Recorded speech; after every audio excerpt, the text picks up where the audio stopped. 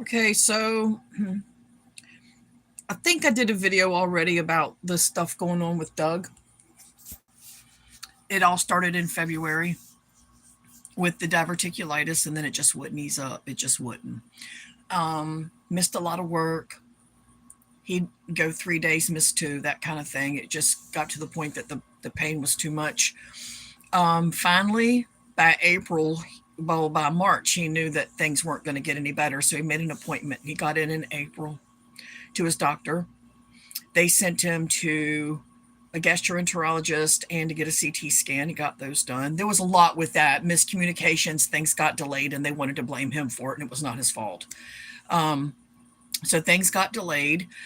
He ended up in the hospital in June because his diverticulitis had turned into perforation. The pain got so bad, so we went, and there was a perforation in the sigmoid of his colon. Put him on antibiotics, put the midline in his arm, so he had to get more antibiotics that way as well as oral. I guess about a week. He finished up the antibiotics on the 23rd of June. By the 23rd of July, he was back in the hospital. The pain never stopped, never, not once. It would ease up, he'd have good days, and then it was bad again. And it got progressively worse after he finished his antibiotics. So June 23rd, he finished up his antibiotics. July 23rd, he was back at the hospital again, and they admitted him again. This time, he had an abscess in the sigmoid, same spot. It was bad, so they admitted him again. He got out from that. He was there from June 23rd. I want to say he was there for 3 days that time. He was there for 5 days the first time, I believe. 3 days the second time. They sent him home with just regular oral antibiotics, no midline or anything. And then here we are yesterday, which was August the 12th, I think, was yesterday the 12th. Anyway, the 13th, whatever it was. All right, not last weekend, but the weekend before, he came out of the bathroom and said, something very strange just happened. And I was like, what? I mean, you just came out of the bathroom. Do I even want to hear this? And he said, air just came out of my business. And I was like, what? He's like, bubbles of air. It was weird. I said, that can't be good. That can't be good. So I said, just make an appointment with your doctor. So he did. So while he's waiting for the appointment with his doctor, that was on like Sunday a week ago.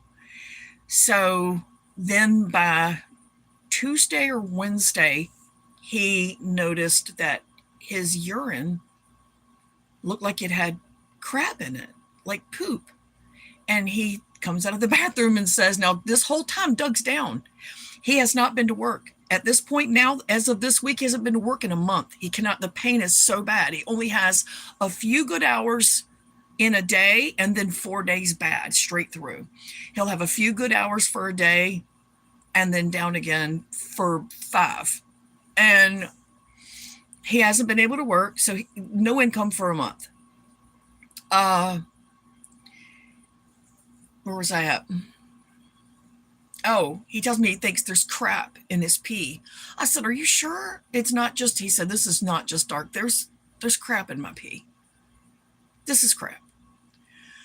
I said, dude, let me just look at stuff. So I looked it up, basic search, did some research. It was super simple. There were 3 things it could be, mainly 2. By process of elimination, things I weren't sure about, I would ask him about.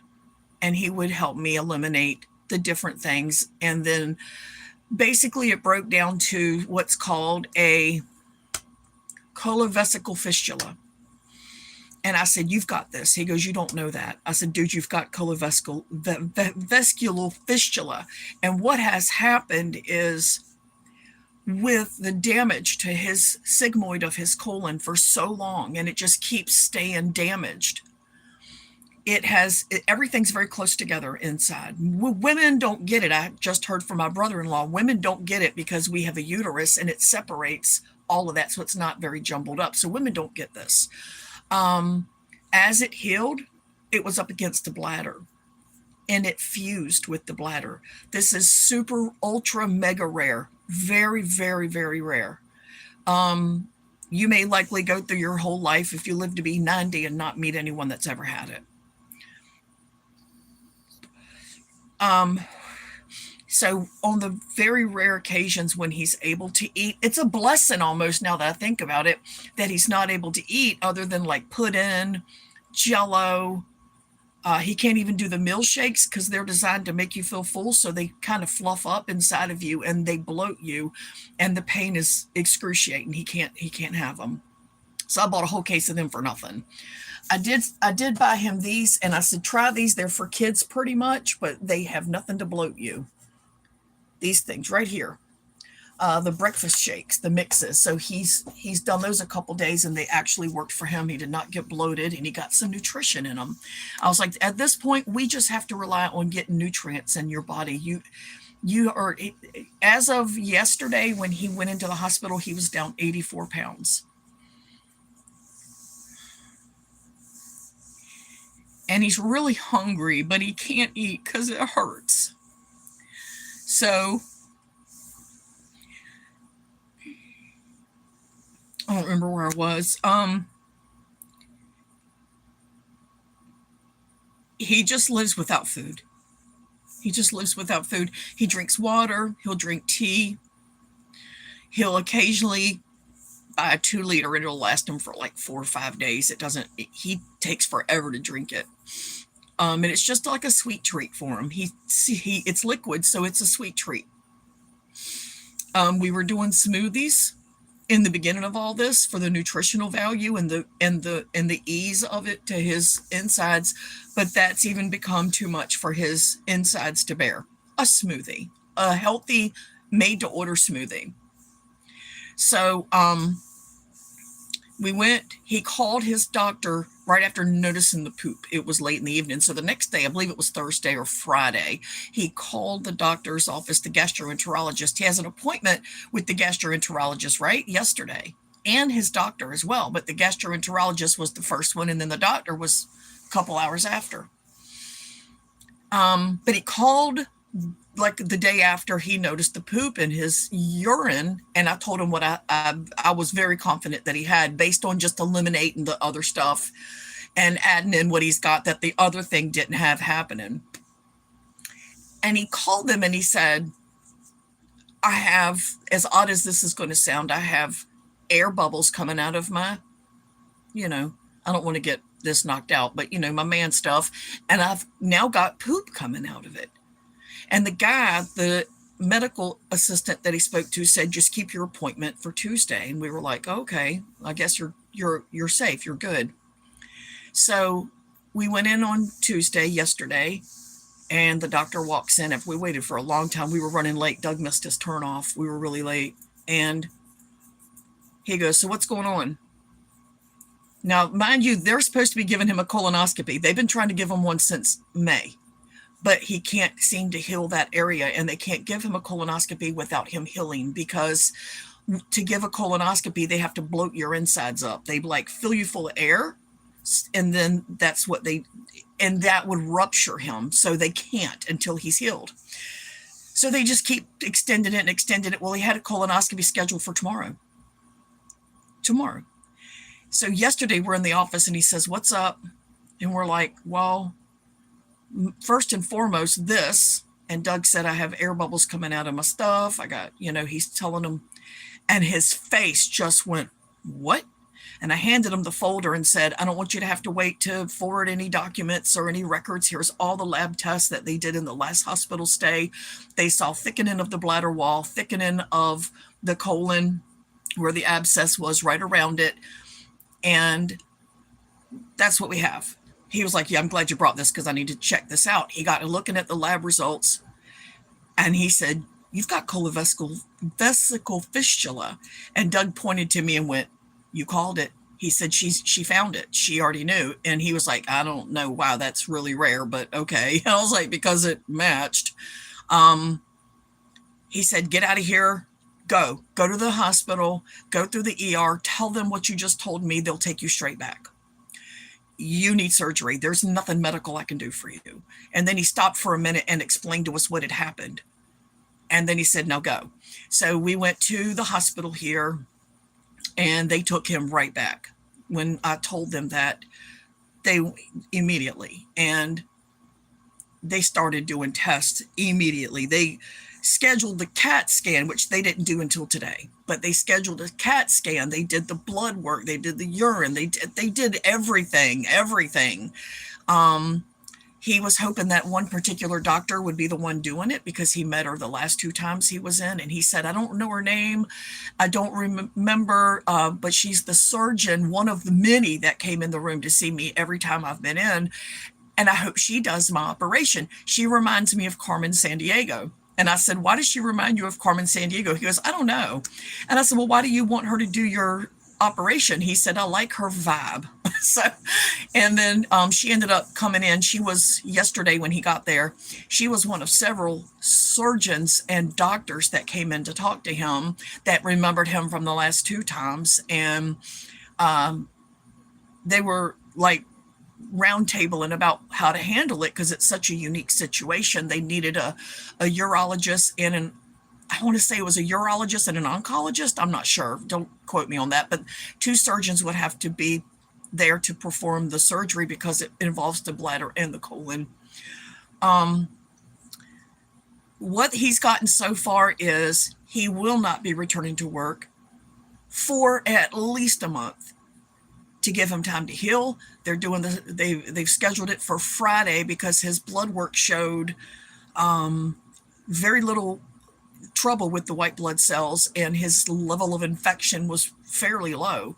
And I said, that's because we got on top of this as soon as it happened. You know, a lot of folks they just disregard random shit like this, but there's no way you can have this and not feel pain and end up in the hospital. But some people actually do. They just stay home. I don't understand it, but trying to remember. I'm tired, y'all. I'm really tired. Where was I? Oh, they scheduled him for Friday. He'll be on a colostomy bag for 6 months. I asked her, I was like, yeah, we're going to lose everything we own. He's got to work. I mean, I can't make enough guarantee. I mean, I make good money, but I cannot make enough to cover all the bills we have.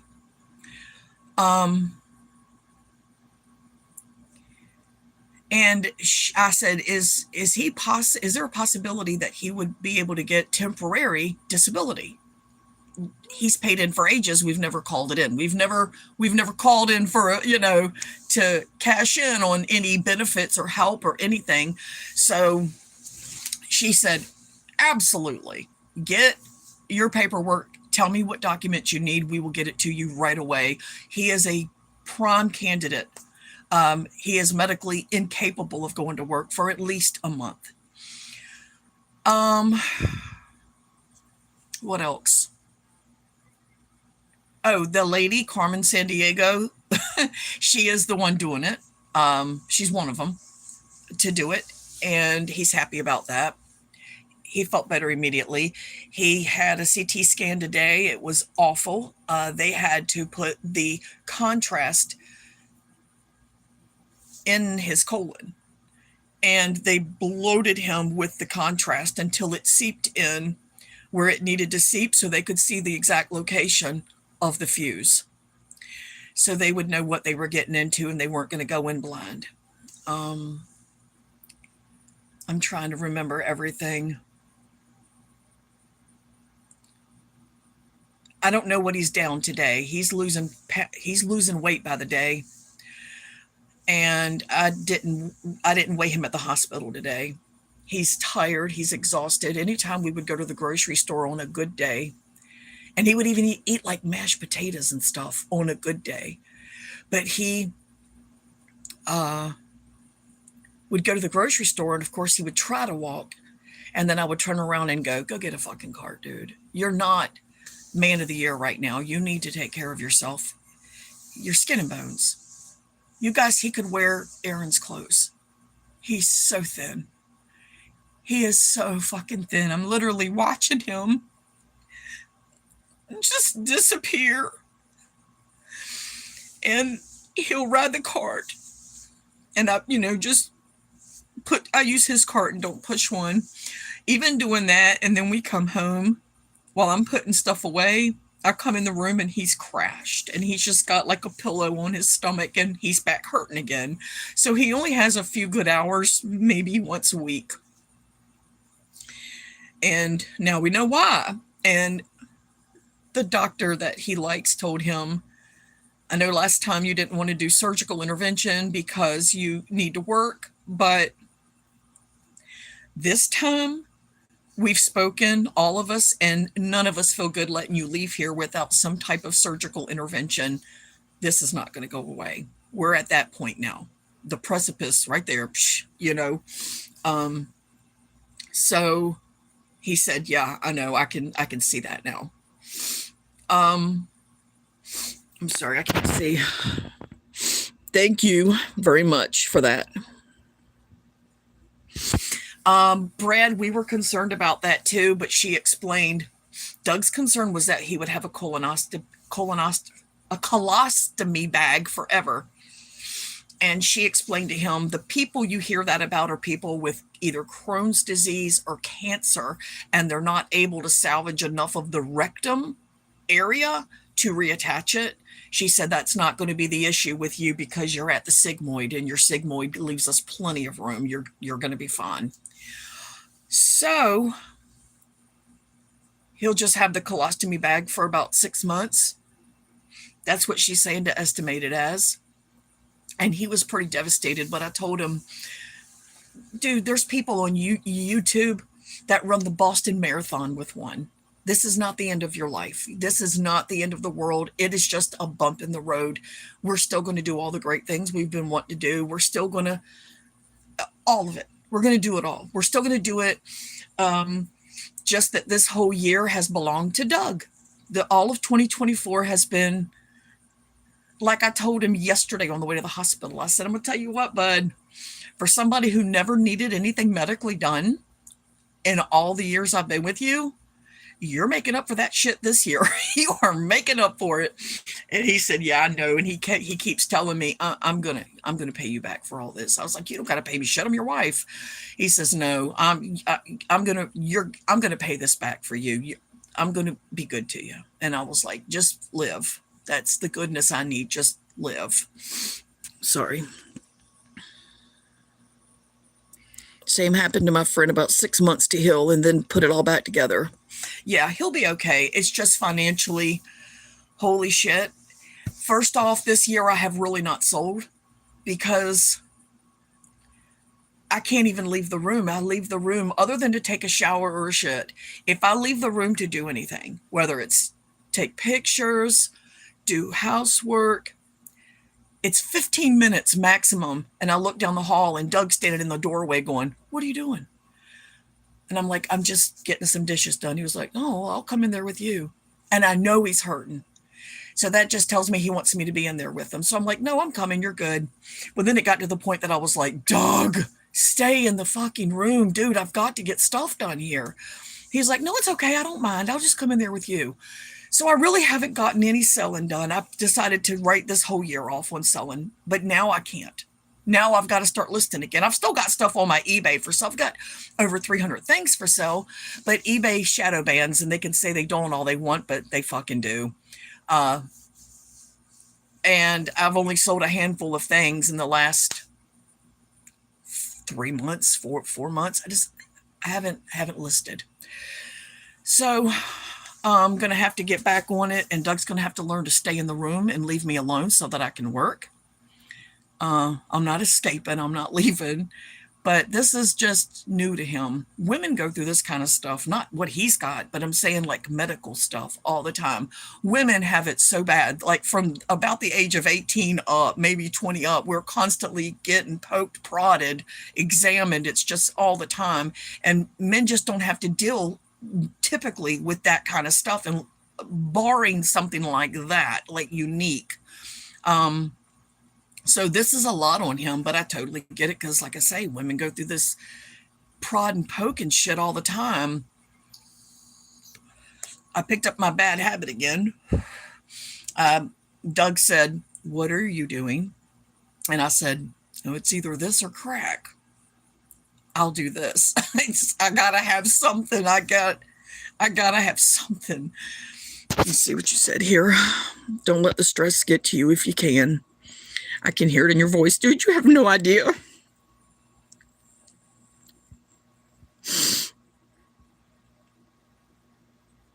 I appreciate it. Yeah, I always say this, but it's a lot. I mean, just to wrap it up in a nutshell, it's a lot. But I hate seeing him like this. I mean, just seeing him like that is killing me. But Aaron has been great. Jack's been great. I mean, Aaron's almost 15, so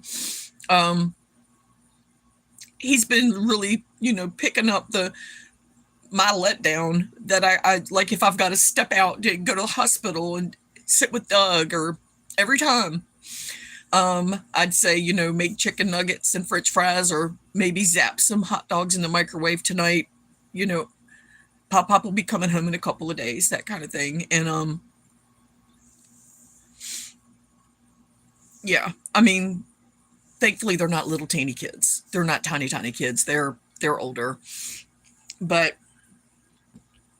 Doug keeps telling them too, I ruined your summer. I'm going to make it up to you. We didn't get to do any of the stuff we wanted to do. We didn't go fishing. We didn't go to the beach. We didn't go camping, because he has to be close to a bathroom at all times because of the urgency. Even though nothing's happening, he can't resist the urgency. So he's got a lot of scarring in that area, like really thick scarring. It's just been back to back fucking with him. Nothing will ease up on him.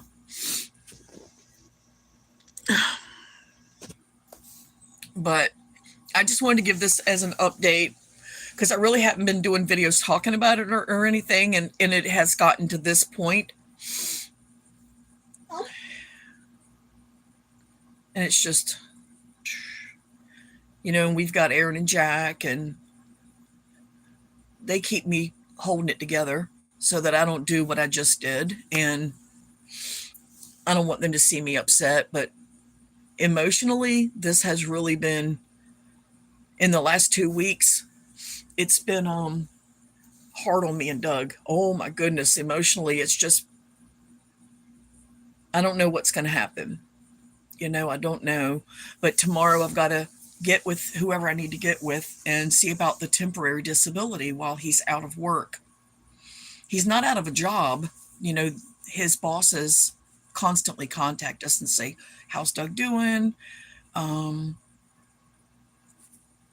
Is he okay? What's the update?" So, yeah. Yeah, I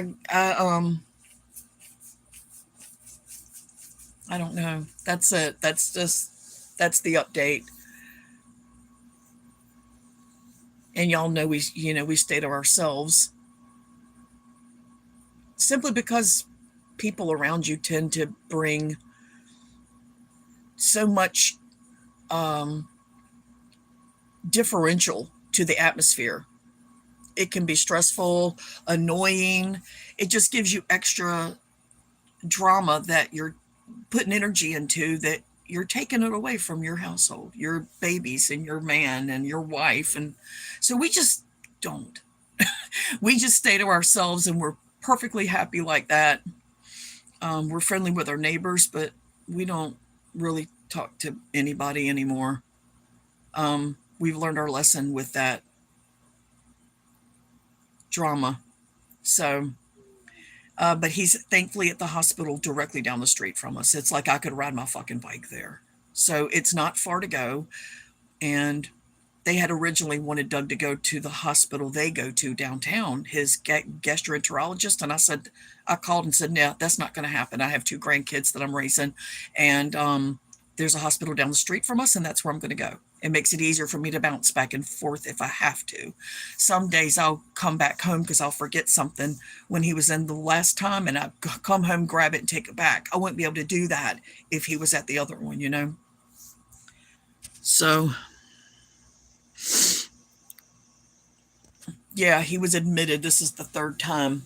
He was admitted yesterday.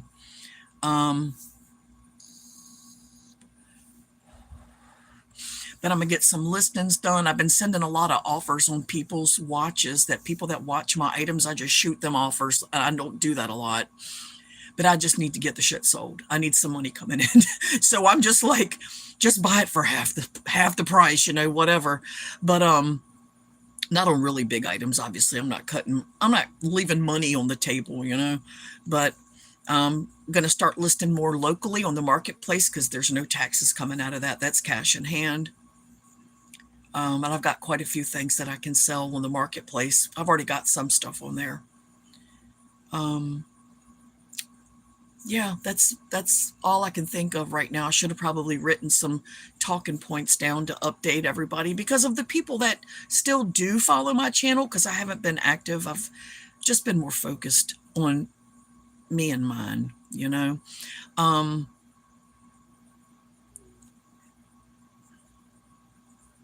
I don't know, I've just brain farted again. I'm one big cloud. I get about 3 or 4 hours of sleep a night. That's the other thing. 3 or 4 hours of sleep. And then I get tired around 6 or 7. But then by the time the boys are going down for the night, I have a second wind. And then I'm up all night until I finally just crash. I don't even remember falling asleep. I literally wait until I plummet. And then I wake up and I'm like, oh, I slept. It's fucking crazy. I know Doug's in good hands. I know he's where he needs to be. But I guess I'm gonna get back, and I broke it to Doug today. I'm gonna start listing again, and I'm gonna start trying to beef up my eBay again, my marketplace, and you're going to let me. You're going to stay in your room, and I'm not playing like a child. Yes, it's Friday. Yeah, there's some people that have watched me for years, but they've kind of fallen away because I've fallen away. You know, I've stopped. Well, like I said, just focused on other things. I find joy in what's directly affecting my life, and that's me and mine. And I don't want to give energy to things that aren't going to benefit us, you know? So that's my update. I do little updates on my community page.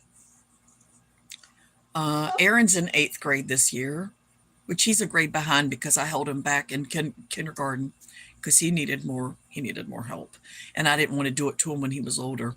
So Aaron's in 8th grade, Jack's in 5th grade, and I am fucking old. Next year, by the end of summer, Aaron's going to be able to drive. So my grandson can take me in a car to do shit. I'm not okay with that by any stretch of the imagination, but it is what it is. Yeah, so thank you everybody for catching the stream. And if you're watching it after the live, then thank you for watching. And I'll try to keep everybody updated who's interested in the updates. I'm going to try to go to bed, and that's a joke. Everyone laugh now because I might make it to the bed because I'm sitting in it now, but I ain't going to sleep for a long time. And that's with sleep aid. I do my gummy and it doesn't do any good. But